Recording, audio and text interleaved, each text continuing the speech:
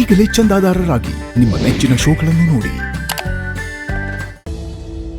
ಅಲ್ಲ ರೀ, ನಿಮ್ಗೆ ಹುಷಾರಿಲ್ಲ ಅಂತಂದ್ರೆ ಮುಂಚೆನೆ ಕೋರ್ಟ್ಗೆ ತಿಳಿಸೋದಲ್ವಾ? ಕೇಸ್ ಶುರು ಆಗೋದಕ್ಕೆ ಸ್ವಲ್ಪ ಮುಂಚೆ ಹೇಳಿದ್ರೆ ಹೇಗೆ? ಜವಾಬ್ದಾರಿಯುತವಾದ ಸ್ಥಾನದಲ್ಲಿ ಇದ್ಕೊಂಡು ನೀವು ಹೀಗೆ ನಡ್ಕೊಳ್ಳೋದು? ಸಾರಿ ಯುವರ್ ಆನರ್, ಮತ್ತೆ ಹೀಗೆ ಆಗದಿರೋ ಹಾಗೆ ನೋಡ್ಕೋತೀನಿ.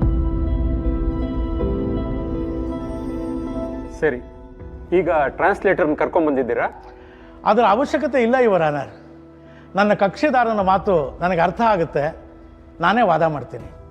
ಸರಿ, you may proceed. Thank you your honour. Your honour, ನನ್ನ ಕಕ್ಷಿದಾರ ಯಾವುದೇ ತರಹ ತಪ್ಪು ಮಾಡಿಲ್ಲ. ಸುಖ ಸುಮ್ಮನೆ ಈ ಕೇಸ್ನಲ್ಲಿ ಅವ್ರನ್ನ ಸಿಕ್ಕಾಕ್ಸಿದ್ದಾರೆ. Objection your honour. ನಮ್ಮ ಲಾಯರ್ ಸಾಹೇಬ್ರು ಕೋರ್ಟ್ನ ತಪ್ಪುದಾರಿಗೆ ಎಳಿತಾ ಇದ್ದಾರೆ. ಆರೋಪಿ ಪರ ಎಲ್ಲಾ ಸಾಕ್ಷಿಗಳು ಇರೋದ್ರಿಂದಾನೇ ಇವ್ರನ್ನ ಇಲ್ಲಿ ಕರೆಸಿರೋದು. ನಾನು ಇವ್ರನ್ನ ಕೆಲವು ಪ್ರಶ್ನೆಗಳನ್ನ ಕೇಳಬೇಕು. ದಯವಿಟ್ಟು ತಾವು ಅದಕ್ಕೆ ಅನುಮತಿ ಕೊಡಬೇಕು. Permission granted, you can proceed. Thank you your honour. ನೋಡಿ, ನಾನೀಗ ಇವ್ರನ್ನ ಕೆಲವು ಪ್ರಶ್ನೆಗಳು ಕೇಳ್ತೀನಿ. ಅವ್ರು ಅದಕ್ಕೇನು ಉತ್ತರ ಹೇಳ್ತಾರೆ ಅಂತ ಟ್ರಾನ್ಸ್ಲೇಟ್ ಮಾಡಿಬಿಟ್ಟು ಕೋರ್ಟಿಗೆ ತಿಳಿಸಿ.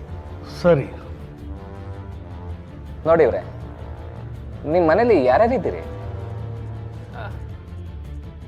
ನಿಮ್ಮ ಕುಟುಂಬದಲ್ಲಿ ಯಾರ್ಯಾರಿದ್ದಾರೆ ಅಂತ ಕೇಳ್ತಿದ್ದಾರೆ, ಹೇಳಿ.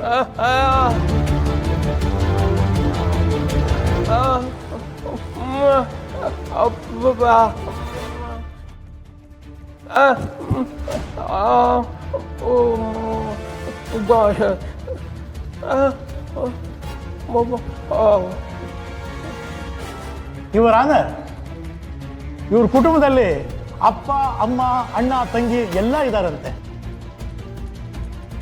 ಇವರು ಅಪ್ಪ ಅಮ್ಮನ ಜೊತೆ ಜಗಳ ಆಡ್ಕೊಂಡು ಹೊರಗಡೆ ಬಂದಿದ್ದೀನಿ ಅಂತ ಹೇಳ್ತಿದ್ದಾರೆ.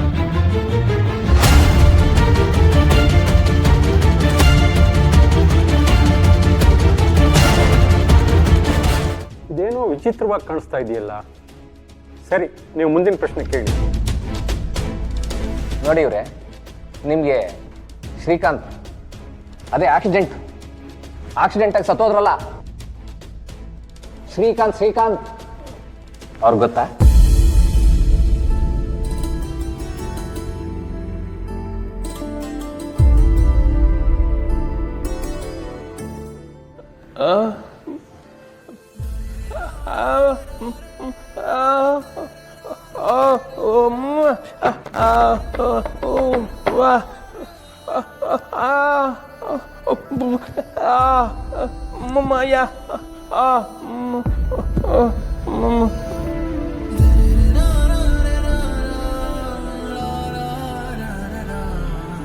ಯುವರ್ ಆನರ್, ಶ್ರೀಕಾಂತ್ ನನಗೆ ಗೊತ್ತೇ ಇಲ್ಲ, ಈವರೆಗೆ ಅವ್ರನ್ನ ನಾನು ನೋಡೇ ಇಲ್ಲ ಅಂತ ಹೇಳ್ತಿದ್ದಾರೆ. ಸರ್, ಇವ್ರು ತಪ್ಪಾಗಿ ಟ್ರಾನ್ಸ್ಲೇಟ್ ಮಾಡ್ತಿದ್ದಾರೆ. ಅವ್ರು ಹೇಳಿದ್ದು ಶ್ರೀಕಾಂತ್ ಅವ್ರು ನನಗೆ ಪರಿಚಯ ಅಂತ, ಇವ್ರ ಪರಿಚಯನೇ ಇಲ್ಲ ಅಂತ ಹೇಳ್ತಿದ್ದಾರಲ್ಲ.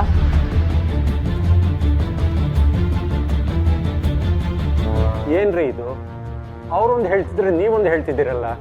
ಅವ್ರ ಮಾತು ಪೂರ್ಣವಾಗಿ ನಿಮ್ಗೆ ಅರ್ಥ ಆಗ್ತಿದೆಯೋ ಇಲ್ವೋ? ಸಾರಿ ಯುವರ್ ಆನರ್, ನನಗೆ ಪೂರ್ತಿ ಅರ್ಥ ಆಗ್ತಾ ಇಲ್ಲ.